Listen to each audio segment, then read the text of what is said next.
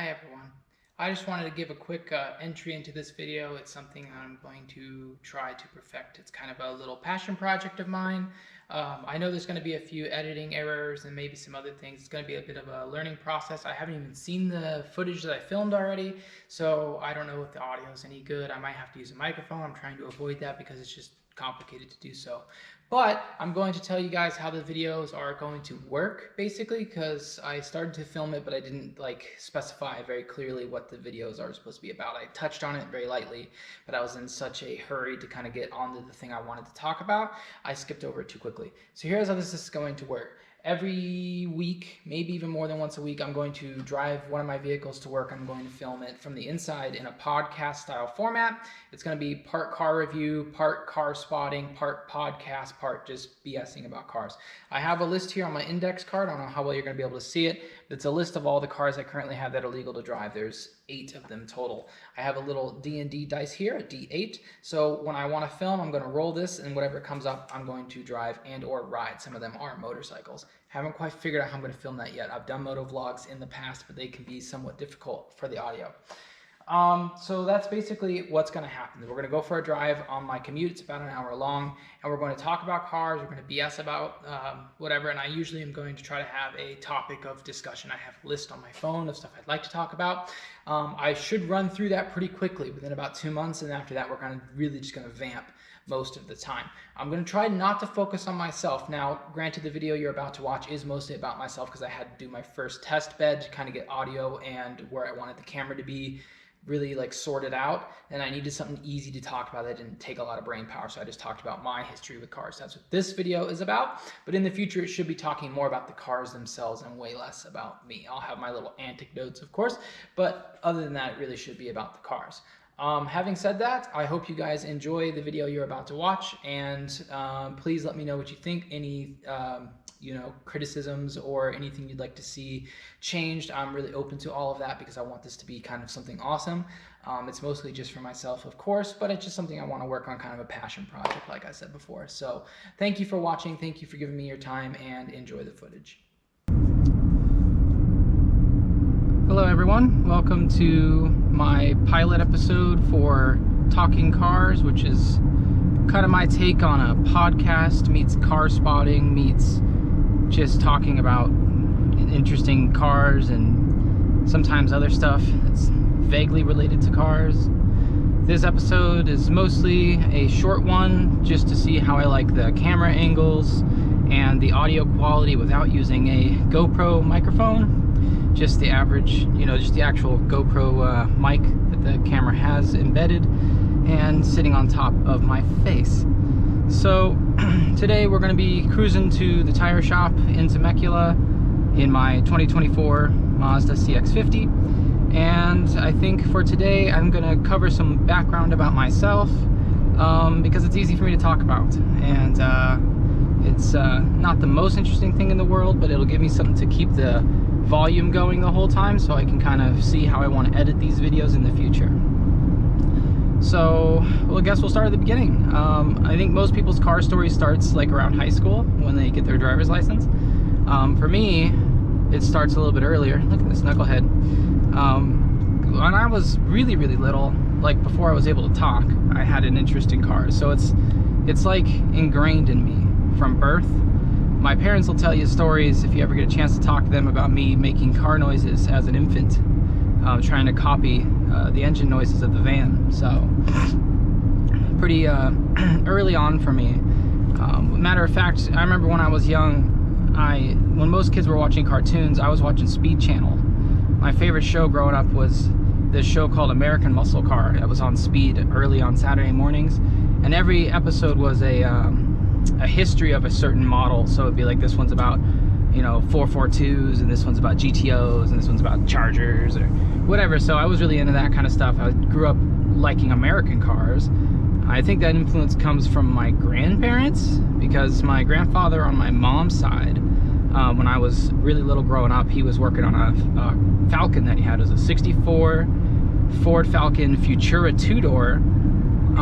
And he had a hot little 302 in it, and a C4 automatic behind it. It was cherry red, you know, had little Kragers on it. It was a total 90s hot rod, very 90s style. But it fit him, you know. It was a pretty cool little car, pretty cool little hot rod. And my grandfather on my dad's side, but this, I never saw this car, but I knew of it. He had a 69 Corvette with a 427, and it was red, saddle brown interior. I don't know if it was a 4-speed or an auto, but either way.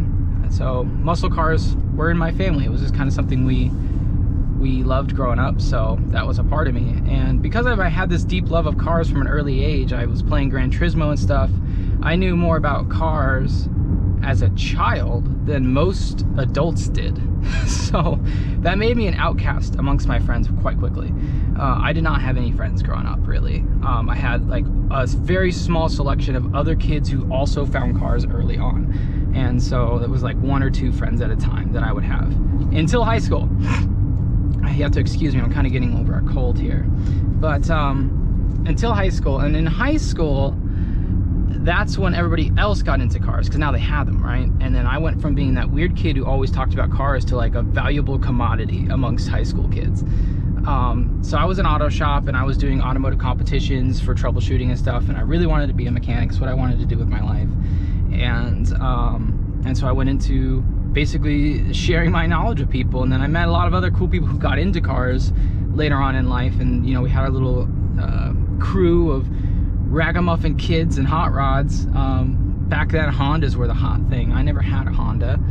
Like I said before, I grew up loving muscle cars, so when I got my first car, which was a Camry, and I have kind of a list of stories I'd like to talk about in these videos, so the Camry will be a reoccurring thing. So I'm not going to dive too deep into the Camry right now, but I had the Camry for, I don't know, 6 months maybe, and I moved out of my parents' house due to, you know, unforeseen circumstances, mostly with the economy and what have you. But either way, I moved out of my parents' house, and I immediately sold the Camry and bought a 1998 Mustang GT convertible with a 5-speed, and I loved that car, and that car became my high school hot rod. So now I'm this little ragamuffin kid hanging out with the Honda guys in this, you know, V8 stick shift, you know, wannabe muscle car, because it's only 200 horsepower, but it was enough to get you into trouble, but not enough to kill you. And I think that was what's made it pretty cool and fun.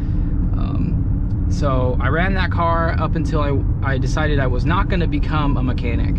I didn't have enough money to go to college, and at the time I didn't really understand how student loans worked, and they kind of terrified me.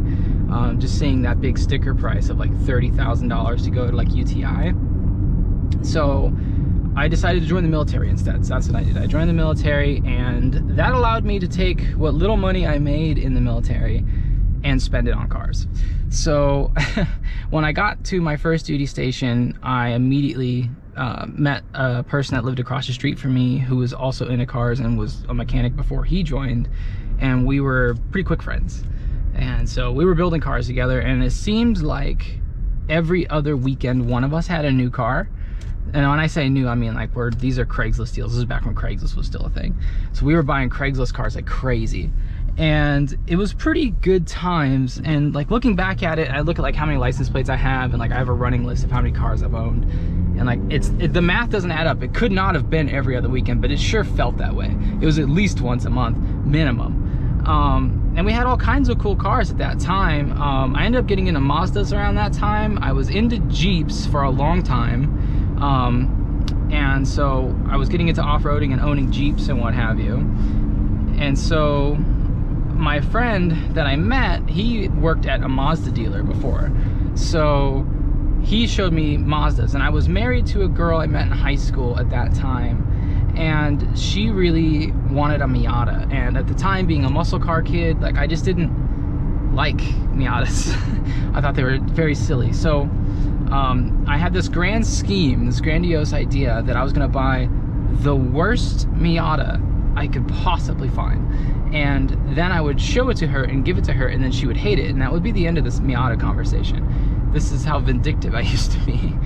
So Hurricane Sandy hits New Jersey, where I'm stationed, and I find a car that was in the middle of the hurricane. So presumably it had been slightly underwater, and a tree had fallen on the front half of the car. Not to mention, before Hurricane Sandy, this car had been T-boned really hard. So the whole side of it was just puttied. you know, it wasn't even painted, it wasn't even primered, it was just raw Bondo. Horrible. This car was terrible, and it had like 250K on it and whatever else. So I bought this car for $600. I drove it home. Doesn't smoke, runs like a top, you just can't see out of the windshield, and it's the world's ugliest Miata. It was one of Smurf Blue, it was a 91, I think, 1.6 car. And so I get it home and I put a new windshield in it for her, and I put a radio in it because the water had ruined the one that it had. And then she drove it around, and other than the fact that you could like hear Hurricane Sandy water in the frame every time you braked, it was like a perfect car. It ran so good, and we never had any problems with it at all. It was awesome. And that kind of made me kind of like the car, and so I was coming around on Miatas, but I just didn't like that it had no torque. And my Miata friend, my Mazda friend, told me that, like, well, if you like the basics of the Miata but you just want more power, you could get an RX-8. And at the time, this is when RX-8s were not quite bottomed out in the market like they are nowadays. They were still kind of pricey, so it was like a little bit of work to get one. So I'm wheeling and dealing cars, and I come across a 2000 Nissan Maxima from a friend who overheated it, and he swears up and down this car will never run again. So I buy the car from him for like 500 bucks, and I get it started and drive it home. And it needs a radiator. I put a $100 radiator in it, and then I turn around and sell the car for like $3,000. It runs and drives fine. I drove it for like 6 months to make sure that it was a perfectly fine functioning car. I took that $3,000 and I went and did a down payment on a 2004 RX-8 Grand Touring. And at the time, that was my first time getting an auto loan. It was like my first time buying something that nice. I had just had junkers my whole life. So this was like an actually nice car. And that's what got me sold on Mazdas, and at that time rotaries, because I got into rotaries because of the RX-8. So then I had an RX-7 FD that I bought with no motor and no transmission, and basically gutted, and got that car from a gutted state all the way to a running driving car with the factory 13B REW, you know, all factory parts. I didn't put big turbos on it or anything. Looking back on it, I really should have. Looking back on it, I shouldn't have done the rotary anyway, but I was convinced at the time that that's what that car was built to have. So I put the rotary in it, and I had a ton of problems with it, and I hated it. I just did not like the FD experience, and so I quickly got rid of that car and kept the RX-8 until, okay, so I'm like this far in the story. We've already covered a lot of like sequences and events. I'm still only like 19. So I'm like, oh look, there's a bald eagle. There's a bald eagle in that tree. Sweet, bald eagle, America. Anyway, so I'm like 19 at this time, and I'm running around in this RX-8 just being a hooligan, and I end up totaling the car. But the way that it happened is I was basically trying to learn how to drift, and I shouldn't have been doing this. I shouldn't have been doing it on base, and I probably should have been doing it in general. But either way, it's like raining. I'm in a construction zone, and there's like no traction, and I think I'm learning how to drift, and it's being this stupid 19-year-old kid basically. And I slide the car, and I can't recover fast enough, and I end up sliding it into a concrete curb at about 60 miles an hour, and it rips all 4 wheels off the car. Just kunk. Took them all 4 off the car. So that totaled the RX-8, and I was devastated at the time. I was just so upset that I totaled this car that I absolutely loved. Looking back at it now as an adult, not only did I overpay for that car, but it wasn't even like that nice of an example of an RX-8. It had been wrecked before, you could tell, and like it had been poorly painted, and the spoiler was like peeling, and like the interior was nice, and it ran and drove okay. It had like 60K on it maybe. It was an okay car, but I overpaid for it, and I was devastated when I totaled it. And I thought about buying it back with a salvage title and like fixing it, and then I decided it wasn't worth my time and effort because of what I had just gone through with the RX-7, and so I decided to just kind of walk away from rotaries as a whole. And I'm sure in my stories that I have, we'll talk about rotaries and the Mazda RX series and my experiences with those cars. I have a lot more to say than that, but that's the basics of it. So I decided I was going to go back to my roots and do Jeeps and muscle cars. So I bought a 2013 Wrangler, brand new. So now we're like 2013. I buy a brand new Wrangler, and I'm building muscle cars. So I go on a hunt to find a good muscle car. I end up buying a 72 no, excuse me, 73 Plymouth Scamp, which if you don't know what that car is, it's basically a Dodge Dart Swinger, but with a Plymouth badge on it. So I have a Scamp. It's got a little 360 in it. It's got a 4-barrel Edelbrock and a 727. It's like, okay, it's not really that impressive, and it needs a lot of work to be roadworthy. Like, most of the hard work's done. It was originally a slant 6 car. The person put in the V8K member, he put in the 360, he converted to disc front brakes, did it correctly, and it had like all the bones. It just needed like finishing up. And so I was like, okay, cool, I'm gonna put like $3,000 in this car and it'll run and drive, and then after that I can like actually make it a cool like drag racing car, you know, it'd be kind of fun. And that's kind of my plan. So I push it into my garage where the RX-7 was, and I get to work on it, and not even, I don't even know, like a week later maybe, my wife at the time tells me she wants to get a divorce. And so that pretty much put a halt on the Plymouth.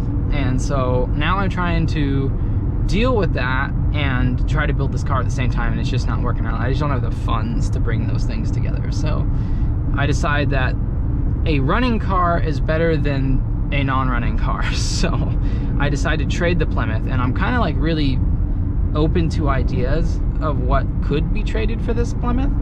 And I end up trading it for a 2000 Chevy Camaro SS, so it's a early LS one, 5.7 car, has the T56 in it, and the car has a salvage title, but as far as I could tell, that car had never been wrecked. I don't know what it was salvaged for, but that car was pretty clean, and it was low mileage. It was like 72,000 miles, so everything was tight. Like, the T-tops didn't leak, they didn't rattle, all the interior was in good condition. It was a really nice car. So I had that car for a while, and the person who had it before me was drag racing the car. So he took the front sway bar off the car. It was sitting on welds and slicks when he brought it to me, but when we did the trade, the welds kind of made the car too valuable, so he put the original, not even the original, he put like Z28 wheels on it, which were too small for the car.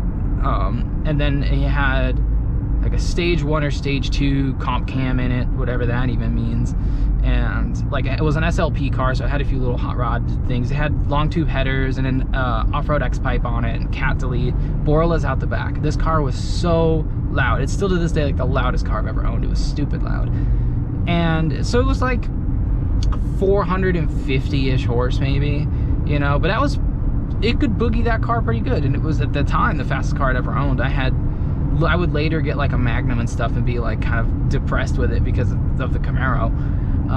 But the Camaro was fast and it was fun, and I had it for a good while, but ultimately my big problem with the Camaro was that there was no way for me to pass New Jersey smog with it.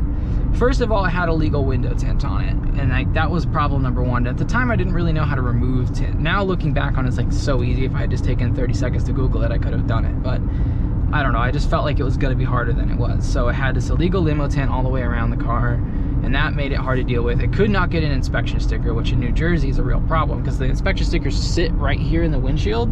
So any cop passing by can know if you've been through smog or not.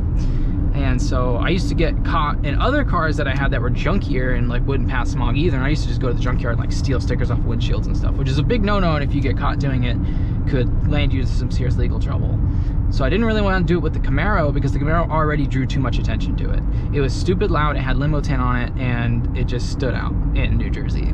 So I didn't really know what to do with the car, and as I'm kind of trying to figure out what do I do with this car, I started having a lot of problems with the slave and the master cylinder for the clutch. So apparently it's a relatively common problem with those cars. As the clutch kind of wears down, they get to a point to where you press the clutch and at high RPMs you just don't have enough throw to get the next gear. So you could race it, but you'd have to short shift it all the time. And that was just an annoying problem, and I tried to fix it. I threw new parts at it and stuff like that, but I just could not get the car to kind of come around for me.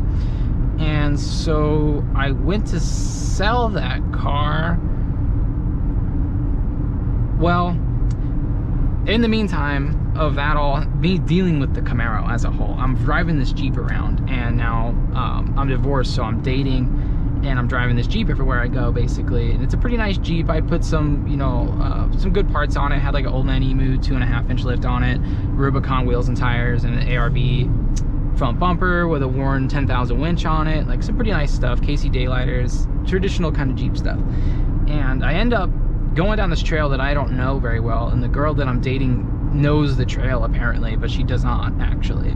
And she sends me into this mud hole that she says is fine, but is not fine, and swallows that Jeep pretty much whole. And that put 9 quarts of water in the motor.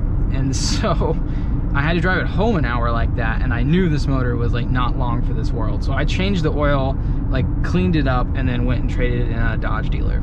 And so the combination of my Jeep not really being in good health anymore and my Camaro not being legal made me get a new Challenger. That's what I basically like, trying to combine those two into something. So I got a 2016 Scat Pack Challenger. This was when the Scat Pack kind of first came out, so it was a really hot car to have, especially for someone at my age. I was like 23. Yeah, 23. So I mean, that's a hot car for a 23-year-old basically kid to have. And so I was running around in this thing, you know, fire engine red. I had to wait 2 months to get it, and that became kind of a problem because I special ordered the car. I had to wait to get it, so I sold the Camaro. I traded in the Jeep as part of the deal, and like praying that they don't find out what I had done to it in the midst of me waiting for it. And so I had to have something to run around in. So I had this Corolla that I picked up somewhere in the middle, and this Corolla, if memory serves, I sold the Camaro and immediately bought a Magnum as like a placeholder. It was an RT Magnum, and that thing was just junk. It was a horrible car. And in the midst of me owning that, I've come across this 95 Toyota Corolla for sale at a mom and pop lot, which are pretty popular in New Jersey. They're on like every street corner. And I drive by this car multiple times. I'm now dating a new girl who lives further down the road, so I pass this Corolla all the time, and I'm like, there's something about this car that I'm drawn to it. So I keep stopping and looking at it, and they want like way too much money for it, you know, of course, and all this stuff, and I don't even know how many miles are on it or whatever, but it keeps calling to me. So I decide that I want this car, so I call the people who are selling it, and I get a chance to drive it. It's got like 250,000 miles on it. It's a basic like 95 DX Corolla, so it's got a 7A FE engine with an automatic, and it's a 4-door, and there's like nothing remarkable about it at all, but for some reason I can't get this car out of my head. So I short sell the Magnum, lose money on it just to get enough money to buy this Toyota. And so I buy this Toyota, and I'm immediately in love with it. I just can't get over how much I love this very stupid economy car that's like 30 years old. And so I'm driving this thing around, and that's like my placeholder. So the Jeep is gone, the Camaro's gone, the Magnum's gone, I have this Toyota. And that's what I'm rolling around with, and I'm doing everything with it. And I'm in the middle of like moving houses and stuff, so I like move my entire house in this Corolla, and everything's great. And so in the middle of me getting my Dodge, I decide I want to try autocross racing. And I don't want to do it in my brand spanking new Dodge, which cost like basically my entire paycheck to pay the payments for. So I decided to go race this Corolla. And I get my friends like kind of into the idea, and they're like, all right, yeah, let's go race junky cars. So we go and buy a $600 Subaru for my friend, and we go and start autocross racing. And it's like the most fun ever. I'm like super in love with having this crappy car and going out on once a month and racing it on an abandoned airfield with my friends in their crappy cars. And of course we meet some cool people along the way, and it's a super great time. So we get the Challenger, and it's awesome, and it's fast, and it's all kinds of stuff. And we did take it to the autocross a few times, but the reason why we did that, I would have never done that. But I had the Corolla, and then I start dating a girl, and she totals my Corolla. I let her drive it, and she runs it right in the back of a Hyundai Santa Fe and kills my beloved green bean, is what we called it. And that was the end of the Corolla, which was a super bummer because I really, really loved that car. Hold on, I gotta figure out what's going on with this intersection. I can never tell if this light's green or what. Okay, we're good. So the Corolla's totaled, so I go on a mission to find a replacement car, and I end up buying a 2003, I think it was, BMW 325i, so the 4-door one. And I bought it for like basically no money. It came out of Texas, so it didn't have any rust on it, which was a big deal living in New Jersey. It was a nice clean car, and I took it to autocross, and that car just embarrassed me left and right. It was like stumbling on itself, it was leaking, it was just like horrible, and it really kind of dampened my experience with it. So I tried to fix as many of those problems as I could, and just ultimately I was not impressed with it as a car. So E46s are just not my jam, I found out. And it's funny because the person who bought the Subaru also bought an E46 around the same time, and he kept his for a lot longer than I kept mine, but ultimately, as far as I can tell, he didn't enjoy his ownership of his E46 either. So I didn't keep the E46 for very long because it just was embarrassing to me. Like, my Corolla never did that. My Corolla never embarrassed me. It was slower, no doubt, but it wasn't embarrassed. But the BMW embarrassed me, and so I was like really not loving the idea of keeping it. So I quickly sold it to a BMW dude in New Jersey, and I went and bought a Celica. Yeah, a Celica. I bought a 99 Celica with a 5-speed 22, yeah, 2.2, so it'd be the 5S FE. And I owned that car all of 3 days, and I was driving it to work, and a tie rod end came off the car, spun me into the trees, and I rolled the car 3 times. That car also had like 250K on it, so whatever, you know, it was a scary experience, but I lived to tell the tale. And I'll get into that experience at some point and, you know, go through the whole thing. But yeah, that car, I never even got to race it. So now I'm back to having no race cars. And so I decided to go race my Dodge, and then I was racing my Dodge at autocross after that. And once you do it one time, you like, you know, break the seal, then it's like whatever. So that takes me like pretty much all the way to me getting out of the Air Force, basically. So once I get out, I decide to move out to California, have a little bit of a hiatus, but I move out to California and I take the Dodge with me. I drive that thing all the way out to California, and I get a little job, and I'm kind of waiting to like start a better job and all this kind of stuff. And I want to go race on like the big track. I want to do like SCCA or like NASA, kind of go do some road track stuff. Because to me, it's like this stepping stone, right? It's the next tier above autocross. And I want to get back to owning a Corolla. So I'm like in the hunt for a Corolla to do this with, but I still have the Dodge. So I go and start doing my HPDEs, which is high performance driving education, with NASA in my Dodge while shopping for a Corolla. And I finally find one, and it's an 89 factory GTS car, but it's the front wheel drive one. Still has a 4A, you know, still tofu style, but it's just moving the wrong wheels. And this car, you know, of all the cars I've talked about, other than the few I've said were new, the number that keeps coming around is 250,000 miles, right? Because that's like the mark of like the car is basically valueless, and I could pick it up for nothing and do whatever I want with it. This Corolla, the 89 that I had, did not have 250,000 miles. It had 450,000 miles on the original engine, and it was on its second transmission. And when I bought it, it needed a head gasket. Now this little lane's right here become a drag race from time to time. So I'm just gonna get ahead of this Toyota. Anyway, so this Corolla's got 450,000 miles on it. And the 4A's got a blown head gasket, and the person who owns it is just like, I just want it gone. So I buy this car for $400, which realistically is probably what that car was worth. It was an 89 Corolla with 450,000 miles on it. I don't care if it's a GTS or not, it's basically valueless. So I buy it and I bring it home, and I can't remember if I did a compression test with a blown head gasket. I don't know why I would have done that, but maybe I did.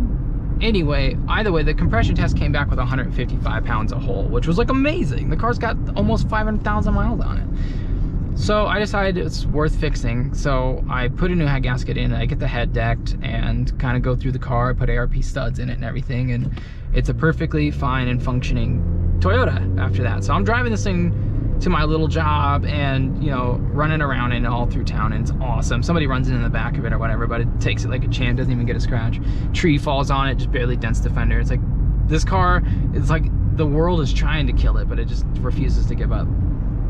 But in the midst of me doing all that and kind of racing the Dodge, I come across a screaming deal on a Mustang. and it's a 98 like the one I had in high school, but it's a hardtop GT car, you know, got a T5 in it, 5-speed, and the person was selling it for, I can't even remember, but it was like peanuts. It was like $700, $800, something like that. The car hadn't run in 10 years and would never pass smog. That was kind of the deal on it.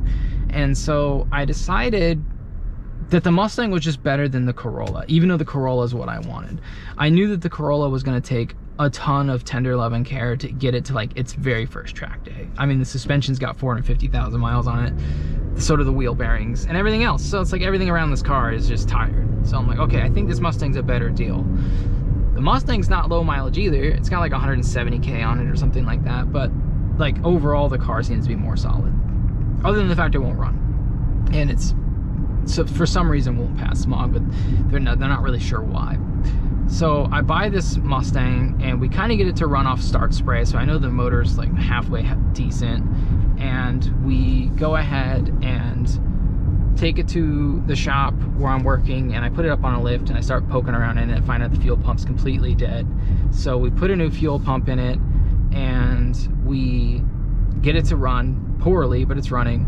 Find out that 2 spark plugs are swapped on it, so that's a start of what's wrong with it. And so as I'm kind of getting it to run and drive okay, and I'm poking around underneath of it, I find that the exhaust is literal like fence piping welded together with 2 cherry bombs in the middle. I'm like, well, that's why I won't pass smog, and that's also why it sounds terrible. So we fix all of that. I put new exhaust on it. It already had like lowering springs on it, so I kind of left those as they were. I put good brakes on it, I put new tires on it, I put a new set of wheels on it, and obviously the new fuel pump, and I think that's it. Like I did a fluid flush on it, and that's pretty much it. And then I went to start driving it around town. I went to Arizona, got Arizona tags on it, because that was the only way to get it to run, basically, or get it to be on the road legally. So I went to Tucson and got tags for it and started driving it around, and it was good. I was driving it to work and it developed some issues. It like had a harmonic balancer explode, which was like a really funny problem. And what else? There's something like critical that happened to it. I'm trying to remember what it was now. Oh, the clutch exploded. Yeah, the clutch just grenaded itself, so I had to put a new clutch in it. But after that, it was like ready to hit the racetrack. So I started taking that to track days, and I buy a truck and a trailer, and I'm doing track days with it. I'm doing my HPDEs once a month, driving out to Arizona and racing this ragtag Mustang that was like kind of a problem child at first, but now that I've sorted it, it's super duper reliable track car. Like, it's got the original radiator in it, 170,000 mile radiator that I flushed one time, original water pump. I didn't even change the spark plugs. Like, I changed the oil, I changed the gear fluid in the transmission, I put a new clutch in it, tires, brakes, and put a new exhaust system on it, and ran this thing for like 2 seasons basically, and never had any issues with it. I had to, you know, the brakes of course overheated, and so I had to put new brake fluid in it, and little tiny stuff like that. That's like the stuff you expect when you transition a car from a street car to a race car.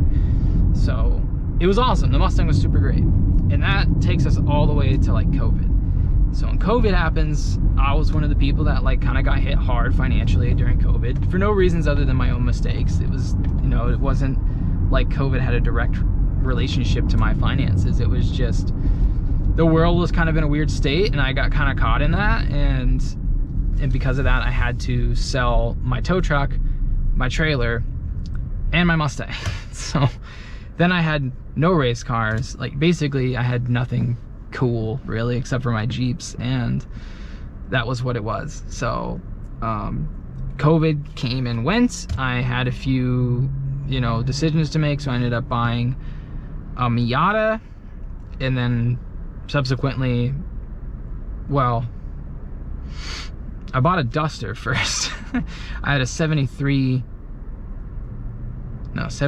I get the two mixed up. The first one was a 73, the second one was a 72. This is a 72 Plymouth Duster 340, 4-speed bucket seat dual exhaust car, like pretty original, way too nice for me. Like I couldn't enjoy it because it was just too nice. But it did have, the reason why I didn't want to drive is it did have some serious safety concerns, and I couldn't find the parts to fix it. And quite frankly, I wasn't trying hard enough. That's what it boils down to. But Either way, I had the Plymouth for a little bit and then ended up selling it and then buying a Miata. It was a 2020 RF, so the hardtop one, Club Sport Miata. And I had that for a very short amount of time and ended up trading it for a Jeep Gladiator Rubicon, which I could not afford and quickly got rid of. And, you know, basically through a series of unfortunate events, came back to owning another 2020 Club Sport Miata, but without the hardtop this time. This time I bought a cloth top, which I greatly prefer. And that is the short and condensed version of my car history so far, because we're almost to our destination. The tire shop's right up here. So I'll basically wrap that up on a fine little bow, and I'll kind of do a little sign off here, but that's kind of like where we are now. I have the Miata, it's the 2020 RF Club Sport soft top. And I've owned several Miatas in the middle, and there's a ton of cars we skipped. Like, I've owned any number of beater machines and off-road trucks and just a plethora of stuff. I was just kind of hitting kind of the highlight points of cars that I've owned in my automotive history.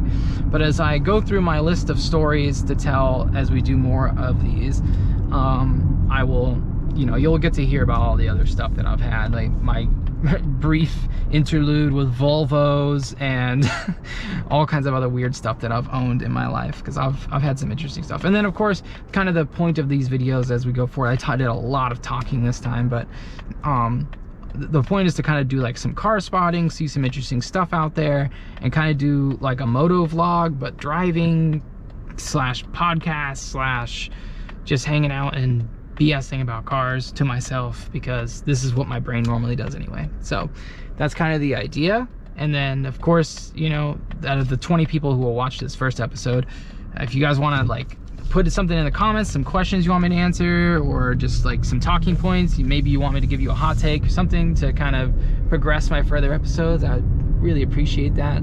I have ideas, I have a list of stuff to talk about, but my actual commute that I want to film this on is an hour long, so each episode should be an hour. So that's kind of the idea. This should be a bit of a shorter one, but it looks like we've reached our destination. So with that, thank you for watching my first video of talking cars, and I hope that you tune in for more of them, and I will do less rambling about myself, because I realized that that's not the most entertaining thing. In the future, we'll ramble about other things, more theoreticals and what have you. All right, thank you everybody. Bye bye.